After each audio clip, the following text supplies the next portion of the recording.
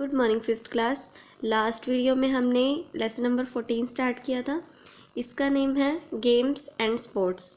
आज हम इस लेसन में जो पढ़ेंगे, हमारा टॉपिक है वो national and local games of India.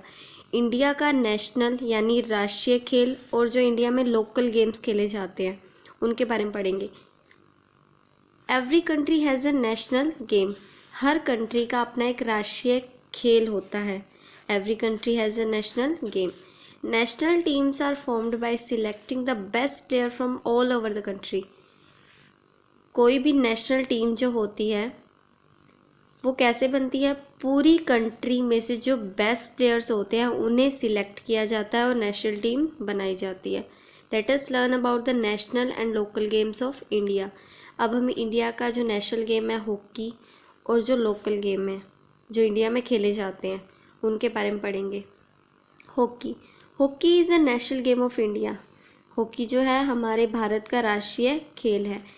India has won several gold medals in this game in the Olympics. India ने हॉकी के गेम में ओलंपिक्स में काफ़ी सारे गोल्ड मेडल्स जीते हैं। However, in recent years, cricket has outcast this game, and most of the children are showing their interest in cricket. हालांकि जो अभी कुछ बीते हुए साल हैं, यानी कि जो रिसेंट ईयर हैं, लास्ट के कुछ जो साल हैं, उसमें क्रिकेट जो गेम है, क्रिकेट ने हॉकी को आउटकास्ट कर लिया है। यानी कि लोग अब क्रिकेट को देखना ज़्यादा प्रेफर कर रहे हैं as compare to hockey. However in the recent years, बीते हुए कुछ सालों के दौरान, cricket has outcast this game and most of the children are showing their interest in cricket. और बहुत सारे बच्चे अपना इंटरेस्ट किस में शो कर रहे हैं? क्रिकेट में शो कर रहे हैं। अब हम पढ़ेंगे इंडिया के कुछ लोकल गेम्स के बारे में। फर्स्ट है kabaddi. It is perhaps the most ancient traditional game of India. Kabaddi जो है वो शायद इंडिया का सबसे प्राचीन परंपरागत गेम है, यानी काफ़ी टाइम से खेला जा रहा है, एंशियंट टाइम से। It requires both skill and power.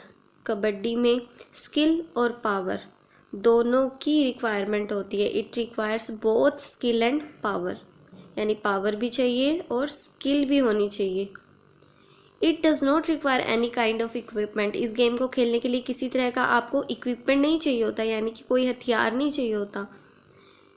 Kabaddi is known by various names like Chedugudu और Hututu in southern part of India. India के जो सदर्न पार्ट है उनमें इसे हुत्तू या फिर छेदू गुडू के नाम से भी जाना जाता है। Next local game is kho kho. It is one of the most popular local games that does not require any equipment. ये इंडिया के जो लोकल्स गेम्स हैं उसमें सबसे ज़्यादा पॉपुलर गेम है जिसमें किसी भी इक्विपमेंट की कोई ज़रूरत नहीं होती। जैसे कि हॉकी खेलने के लिए हॉकी स्टिक की ज़रूरत होती है, क्रिकेट खेलने के लिए बैट और बॉल चाहिए होता है, लेकिन खो खो खेलने के लिए किसी तरह का इक्विपमेंट नहीं चाहिए होता। With its origin in Maharashtra. Origin का मतलब इसकी जो उत्पत्ति हुई है ना, इसकी जो शुरुआत हुई है वो कहाँ हुई है? महाराष्ट्र में। विद इट्स ओरिजिन इन महाराष्ट्र। महाराष्ट्र में इसके ओरिजिन के साथ kho kho was played on raths या फिर chariots and was known as Rathera. Maharashtra में इसके ओरिजिन के साथ साथ खो खो को रथ पर खेला जाता था, इसलिए इसे रथेरा के नाम से भी जाना जाता था। The game is simple to play. ये गेम बहुत ज़्यादा सिंपल है खेलने में। And teach us the importance of obedience, discipline, sportsmanship and loyalty between the team members. ये गेम बहुत ज़्यादा खेलने में सिंपल है, यानी साधारण तरीके से खेला जाता है और हमें क्या सिखाता है? आज्ञा पालन करने की इम्पोर्टेंस, अनुशासन की इम्पोर्टेंस, स्पोर्ट्समैनशिप यानी खिलाड़ी भाव की इम्पोर्टेंस के बारे में बताता है और टीम मेंबर्स के बीच में आपसी समझ और विश्वसनीयता की इम्पोर्टेंस हमें समझाता है। अब नेक्स्ट जो लोकल गेम है वो है रेसलिंग, जिसे हम कुश्ती भी बोलते हैं। रेसलिंग और कुश्ती is a traditional game still very popular in many parts of India. Wrestling या कुश्ती एक ऐसा ट्रेडिशनल गेम है जो आज तक भी इंडिया के कई पार्ट्स में काफ़ी ज़्यादा पॉपुलर है, प्रसिद्ध है। A wrestling match is played on a clay ground और मड पिट। जो रेसलिंग मैच होता है, जो कुश्ती का जो मैच होता है, वो या तो क्ले ग्राउंड यानी मिट्टी के मैदान पर खेला जाता है या फिर एक मिट्टी का गड्ढा होता है उसमें खेला जाता है। In this game 2 wrestlers compete with each other and attempt to throw the other on the floor। इस गेम में 2 रेसलर्स होते हैं जो एक दूसरे के साथ compete करते हैं, यानी एक दूसरे का मुकाबला करते हैं और एक दूसरे को फ्लोर पर गिराने की कोशिश करते हैं।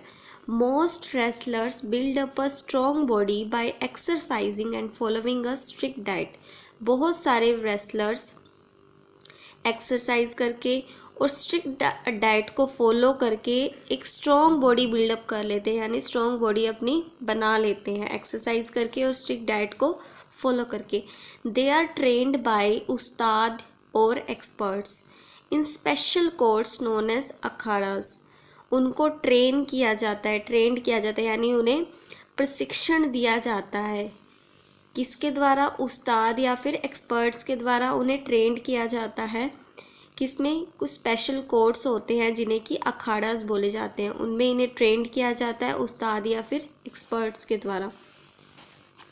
Great sports person of India. India में जो महान खिलाड़ी हुए हैं, स्पोर्ट्स पर्सन हुए हैं, उसके बारे में अब हम पढ़ेंगे। India has produced many great sports person so far. India ने अब तक बहुत सारे महान खिलाड़ी को प्रोड्यूस किया है। These sports persons have brought name and fame for the country। ये स्पोर्ट्स पर्सन इंडिया के लिए